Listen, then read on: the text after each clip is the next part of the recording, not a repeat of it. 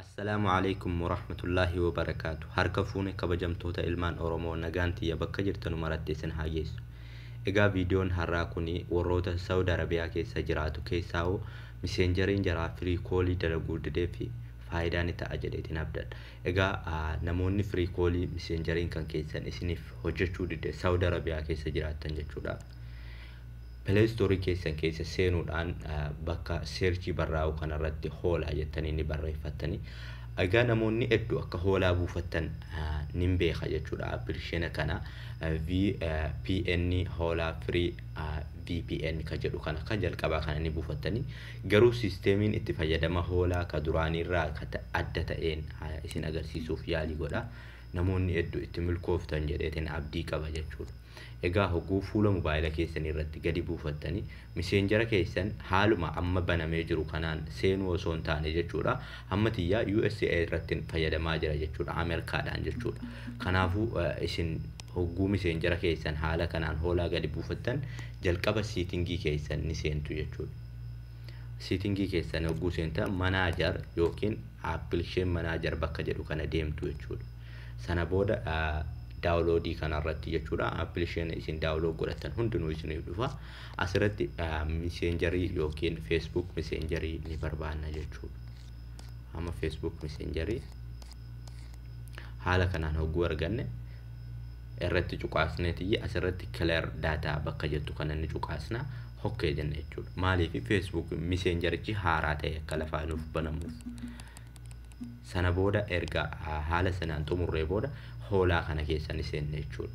Namoonni hedduu itti milkooftan jedheetiin abdii qaba inshaallah. Sana booda mallattoo ida'uu kanarratti ni rukuttanii. San booda miseenjarii ni agartu. Miseenjariin tiyya USA irra jira jechuudha. Ameerikaa akka Suudiitti miti kan inni fayyadamu. San booda open ni godhattu. Haaluma kanaan amma xiqqoonni torkiidha. Sana booda okkee ni godhattu jechuudha. Haala kanaan namoota hedduuf ni milkaawa jedheetiin abdii qaba inshaallah. Rabbiin isiniif haa taasisu ni ta'a. Haala kanaan namoonni hedduutti milkooytanii firii kooliin haala kanaan isiniif dawwaluu ni danda'a jedheetiin abdadha. Haala kanaan firii koolii keessan seentanii dawwalachuu ni dandeessu hiriyootan tiyya. Egaa kadabalataadhaa chaanaalii tiyya jechuudha. YouTube chaanaalii tiyya namoonni hedduu ni beektan jedhee abdii qaba. Namoonni YouTube chaanaalii tiyya hin beekne odeeffannoo biroo argachuudhaaf YouTube keessan seentanii jechuudha. YouTube keessan bakka barraa'u qabutti xiqqoonni torkiidha. Bakka barraa'u qabu kanatti jechuudha. Asirratti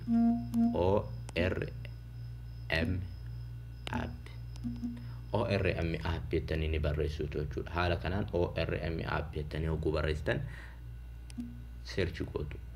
Hogguu gootan kallattumaan na argattu jechuudha. Kallattumaan hogguu na argattan viidiyoo tiyya haala kanaan asirratti bakka viidiyoo jedhu kanarratti rukuttanii haala kanaan viidiyoolee tiyya viidiyoo ani isiniif post godhe jechuudha. Daawwachuudhaan ni dandeessu. Asirraa barnoota garagaraadhaan ni argattu. Kanaafuu sana booda subscribe gochuu viidiyoo tokko hogguu haala kanaan irratti rukuttanii daawwattanu jechuudha.